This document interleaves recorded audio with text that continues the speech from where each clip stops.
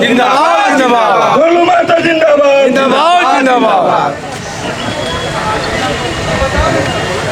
धन्यवाद। आज के इस झारखंड प्रदेश मुखिया संघ के अनिश्चितकालीन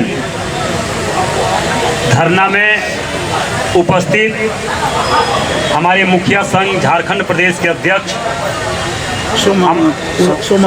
सोमा उरांव जी और सभी मुखिया संघ के पदाधिकारीगण और हमारे बाघमारा के मुखिया संघ के अध्यक्ष प्रतिनिधि और हमारे पार्टी के महामंत्री धनबाद के धनेश्वर महतो जी, उपस्थित सभी मुखिया संघ के सभी भाई और बहनों, आप सब लगातार अनिश्चितकालीन राज्य सरकार के गलत नीति के खिलाफ आप लोगों ने धरना प्रदर्शन दिए हैं। इस धरना प्रदर्शन में हम आपके साथ हर सुख दुख में, हर परिस्थिति में आपके साथ खड़े होने के लिए मैं आया हूं। और मैं अभी देख रहा हूं कि आपके धरना प्रदर्शन के कार्यक्रम के आने के दौरान कैसे राज्य सरकार के गलत नीति के कारण शिक्षा विभाग के लोग, पंचायत सेवक, पंचायत सचिव, जलसहिया, रोजगार सेवक, मनरेगा कर्मी, हमें लगता है कैसे झारखंड प्रदेश के विभाग के धरना प्रदर्शन पूरे राज्य स्तरीय, जिला स्तरीय हर जगहों पर किया जा रहा है। ये बहुत बड़ी दुर्भाग्य की बात है। ये सरकार अभी जो वर्तमान में झारखंड मुक्ति मोर्चा और कांग्रेस की सरकार चल रही है, ये चुनाव के पहले 2019 में चुनाव से पहले चुनावी घोषणा पत्र में इन्होंने कहा था ये सरकार कोई आयरा गरा सरकार नहीं बनने जा रहा है, ये सरकार गांव की सरकार बनने जा रही है, ये सरकार जल जंगल जमीन का रक्षा करने वाली सरकार बनने जा रही है। हम सभी मुखिया संघ के भाई बहनों से कहना चाहेंगे कि सरकार के कथनी और करनी में क्या फर्क है, ये आप सब लगभग 4 साल 10 महीना के दरमियान आप लोगों ने सरकार के असली चेहरा और चरित्र और कहानी और कथनी में क्या फर्क है, ये भली भांति आप समझ सके होंगे। ये गांव की सरकार कहने वाली सरकार, जब मुखिया पंचायती राज का चुनाव हो रहा था उस समय भी झारखंड मुक्ति मोर्चा के लोग बोल रहे थे कि हमारी सरकार बनेगी, पंचायती राज के तहत पूरे राज्य को विकास किया जाएगा, गांव को विकास पंचायत के माध्यम से किया जाएगा। मगर आप सब देख रहे हैं सरकार बनने के बाद क्या स्थिति आज राज्य में है, राज्य के कर्मचारियों के बीच में क्या स्थिति उत्पन्न हो रही है, ये आप सब देख रहे हैं। लगातार हर विभाग के जो पाराकर्मी है सभी लोगों ने बारी बारी से अपने अपने क्षेत्र के साथ साथ प्रदेश के राज्यपाल महोदया के समक्ष धरना प्रदर्शन का बाध्य होकर धरना प्रदर्शन का निर्णय लिया जा रहा है। मैं आप लोगों को यह आश्वस्त कर रहा हूं, ये सरकार जब से बनी है तब से लगातार सिर्फ और सिर्फ झूठा वादा करके बना है और हर काम हर बात को झूठ बोलते हैं। आप लोगों को मालूम होगा ये सरकार चुनाव घोषणा पत्र में, झारखंड मुक्ति मोर्चा के चुनावी घोषणा पत्र में यह दिया गया था कि प्रत्येक वर्ष झारखंड प्रदेश के युवाओं को 5 लाख सरकारी नौकरी देंगे। वादा फेल। कांग्रेस के घोषणा पत्र में था कि हम झारखंड प्रदेश के हर घर हर परिवार के एक सदस्य को नौकरी देंगे, वो भी वादा फेल। आज जो झारखंड के मूल धारा से जो मुखिया संघ के मुखिया के माध्यम से जो गांव का विकास हो रहा था, उनकी हर फंड को काट दिया गया। गांव का विकास कैसे हो सकता है? जब गांव का विकास होगा तभी राज्य का विकास हो सकता है। जब गांव का ही विकास नहीं हो सकता तो राज्य का विकास का कल्पना हम नहीं कर सकते हैं। उपस्थित भाइयों बहनों, मैं आप लोग से इतने ही आग्रह निवेदन करना चाहेंगे कि जो रघुवर दास जी के सरकार में मुखिया संघ के सभी भाई बहनों को जो अधिकार दिया था, उससे भी वंचित कर दिया गया है।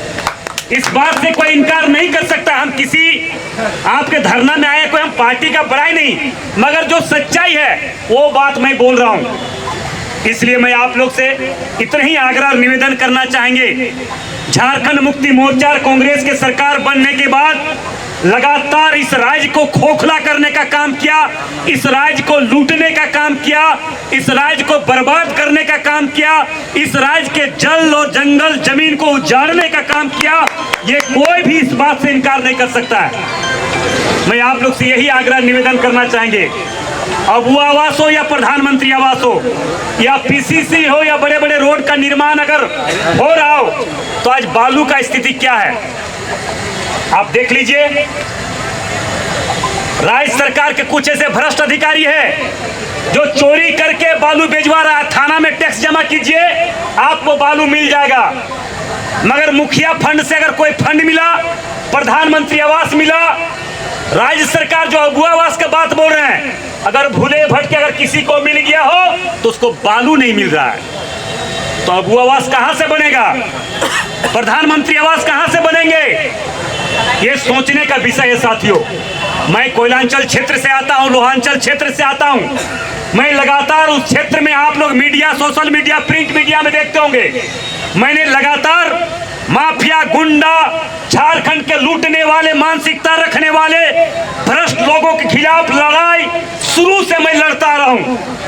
आज उसी विचारधारा पर सरकार का मिली भगत से हमारे क्षेत्र में कोल क्षेत्र है, कोयला माइनिंग क्षेत्र है, वहां पे लगातार अवैध माइनिंग चल रहा है। अवैध माइनिंग के दौरान हजारों आदिवासी गरीब दलितों का जाने जा चुकी है।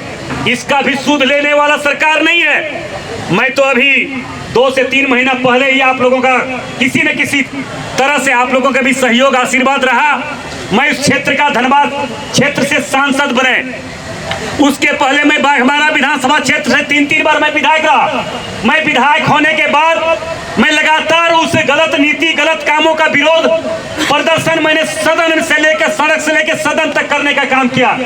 जब जब कोई इस राज्य के झारखंडी युवा लड़का जब सरकार के गलत नीति और गलत के खिलाफ आवाज उठाया, तब तब झूठा मुकदमा में जेल भेजने का काम किया, जिसका जीता जागता उदाहरण मैं आपके समक्ष खड़ा हूं। मैं जब जब इस बात को मैंने आवाज उठाने का काम किया कि हेमंत सोरेन जी, कि झारखंड मुक्ति मोर्चा के लोग और कांग्रेस के लोग कहते हैं कि हेमंत है तो हिम्मत है, मेरा भी चुनौती को स्वीकार करो कि अगर हेमंत में हिम्मत है तो मेरा चुनौती को स्वीकार करो।